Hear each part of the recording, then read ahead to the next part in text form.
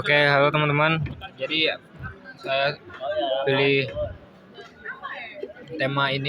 tematik ini peta persebaran sumber Kalau air. ini berapa ilmu Ya, ekonominya? pertama Ilmu ekonomi. karena air ini merupakan kebutuhan dasar bagi kehidupan manusia ya. Jadi sangat diperlukan bagi manusia lah gitu. Tapi yang kenyataannya terkadang persebaran air ini tidak merata di setiap wilayah. Nah, jadi di Kecamatan Talanepura yang saya bikin ini petanya sendiri terdapat berbagai jenis sumber air juga. Ada PDAM, ada mata air, terus ada sumur. Nah, terus mereka ini memiliki persebaran yang berbeda di setiap wilayahnya masing-masing. Nah, wilayahnya ini ada kecamatan. Nah, dalam kecamatan ini dalamnya ada kelurahan lagi. Ada kalian lihat di sini. Nah, oke guys.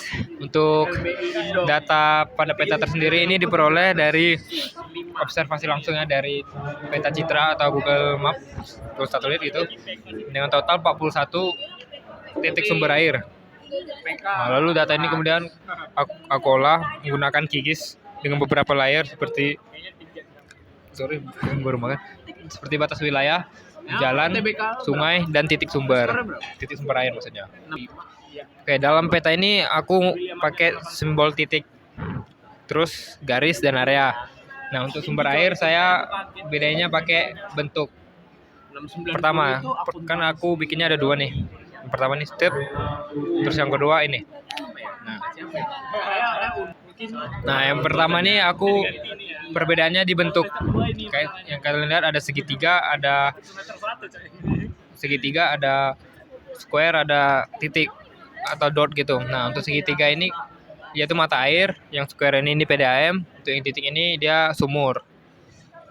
Ya, jadi agar lebih mudah dibedakan lah gitu. Lalu yang kedua, aku bikin versi B atau yang kedua nih pakai nih, lihat nih. Nah, ini dia aku ukurannya beda. Ukurannya beda tapi simbolnya sama, titik gitu. Nah, ini ngebedain aja dari ukurannya gitu. Misal nih yang lebih gede ini PDAM, yang lebih kecil itu kan paling kecil sumur. Nah, yang di tengah-tengah tuh mata air. Nah, tapi menurut saya sendiri yang lebih efektif itu yang A tadi. Kenapa? Karena langsung bisa dilihat pengguna gitu. Bedanya apa? PDAM yang mana, sumur yang mana, mata air yang mana. Nah, untuk area wilayah tuh saya sengaja nih kayak kasih warna, terus warna itu nggak terlalu kontras karena biar nggak nutupin inti utama dari peta ini, yaitu sumber air, nggak menghalang titik-titik sumber air inilah. Nah, terus warna itu saya kasih itu warna pastel. Nah, terus juga ada sedikit makna juga saya bikin, kayak contoh penyengat rendah ini hijau. Kenapa hijau? Karena daerah situ didominasi sama vegetasi gitu. Nah, selanjutnya ada jaringan jalan. Saya hanya menampilkan jalan yang berkaitan dengan akses ke sumber air. Tapi nggak hanya akses itu, cuman yang berkaitan, yang berdekatan tuh. Jadi saya menyederhanakan lagi. Sebenarnya itu jalannya lebih kayak kompleks karena itu kan banyak pemukimannya. Jalannya tuh lebih kayak padat gitu. Jadi gitu menghalangi titik sumber airnya gitu loh. Nah, terus berikutnya ada sungai. Nah, ini sungai kan ada, kalian lihat sendiri keterangan legenda tuh ada sungai, terus tubuh air. Nah, sungai ini seperti biasa sungai-sungai yang kecil lah, yang masih bisa ada kelihatan. Nah, yang tubuh air ini sebenarnya ada dua, di situ ada danau dan sungai juga. Nah, yang gede ini yang di luar itu sungai Batanghari, itu sebenarnya sungai juga. Tapi karena dia kayak lebih gede itu, jadi saya pakai poligon aja atau area gitu. Sedangkan yang di dalam ini itu bukan sungai tapi itu danau. Ada danau Sipin, terus ada Kenali. Nah, terus kenapa saya bikin tubuh air? Ya karena biar digabungin aja, karena mereka kan satu layer juga.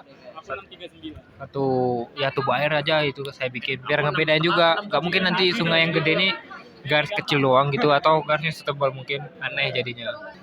Nah, dari sini kita bisa lihat sendiri juga ya. Berdasarkan peta ini juga terlihat bahwa persebaran sumber air ini tidak merata. Karena PDAM ini cenderung lebih dominan ke tempat yang berkembang atau pemukiman yang padat. Karena di sini perkotaan sendiri, jadi lebih banyak menggunakan PDAM gitu.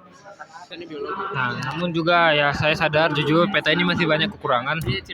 Contohnya data yang sebagian tuh kebanyakan dari Google Maps gitu.